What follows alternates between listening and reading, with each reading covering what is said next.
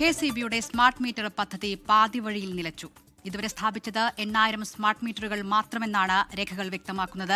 ശാസ്ത്രീയമായ കണക്കെടുപ്പിനും നഷ്ടം കണക്കാക്കുന്നതിനും DTR മീറ്ററുകൾ നിർണായകമാണെന്നിരിക്കെയാണ് പദ്ധതി നിലച്ചത്. 24 എക്സ്ക്ലൂസീവ്.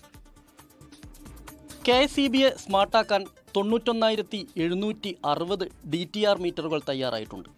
എന്നാൽ ഇതുവരെ 8098 എണ്ണം മാത്രമാണ് സ്ഥാപിക്കാനായത്.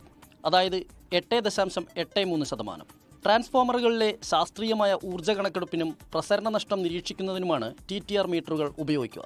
വാണിജ്യ നഷ്ടങ്ങൾ കൃത്യമായി കണക്കാക്കാനോ ഗ്രിഡ് കാര്യക്ഷമത ഉറപ്പാക്കാനോ KCBക്ക് കഴിയാത്ത സാഹചര്യമാണ്. സ്മാർട്ട് മീറ്റർ ഉപയോഗിക്കാൻ കഴിഞ്ഞാൽ ഈ പ്രതിസന്ധി മറികടക്കാൻ കഴിയും.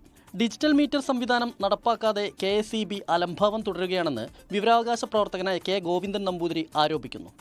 ഓരോ ട്രാൻസ്ഫോമറുകളും കേന്ദ്രീകരിച്ചുകൊണ്ട് എത്ര ശതമാനം വൈദ്യുതിയുടെ ഉപഭോഗമാണ് വരുന്നത്, എത്ര ശതമാനമാണ് വിതരണം ചെയ്യാൻ സാധിക്കുന്നത് എന്നുള്ളതിനെപ്പറ്റി കൃത്യമായ വിവരങ്ങൾ ഈ ഡിജിറ്റൽ മീറ്റർ വഴി ശേഖരിക്കാൻ സാധിക്കുന്നതാണ്. എന്നാൽ ഉപഭോക്തൃ മീറ്റർ സ്ഥാപിക്കൽ 88.18% പുരോഗതി കൈവരിച്ചിട്ടുണ്ട്. അനുവദിച്ച 1,95,730-ൽ 1,72,601 എണ്ണം സ്ഥാപിച്ചു. ഫീഡർ ബൗണ്ടറി മീറ്ററുകൾ 68.67% പുരോഗതിയും രേഖപ്പെടുത്തി. അതേസമയം സ്മാർട്ട് മീറ്റർ പദ്ധതി പാതി വഴിയിൽ നിലയ്ക്കാൻ കാരണമെന്താണെന്ന് വ്യക്തമാക്കാൻ KCB ഇതുവരെയും തയ്യാറായിട്ടില്ല.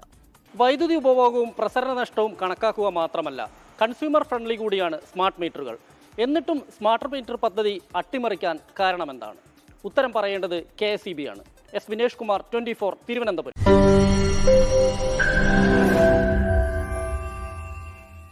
ലോകത്തെവിടെയായാലും ഏത് സമയത്തും 24 വാർത്തകളും ഓഗ്മെന്റഡ് റിയാലിറ്റി പാക്കേജുകളും എക്സ്പ്ലെയിനറുകളും വിശദമായി കാണാൻ ഞങ്ങളുടെ YouTube ചാനൽ നിങ്ങൾക്ക് സബ്സ്ക്രൈബ് ചെയ്യാം.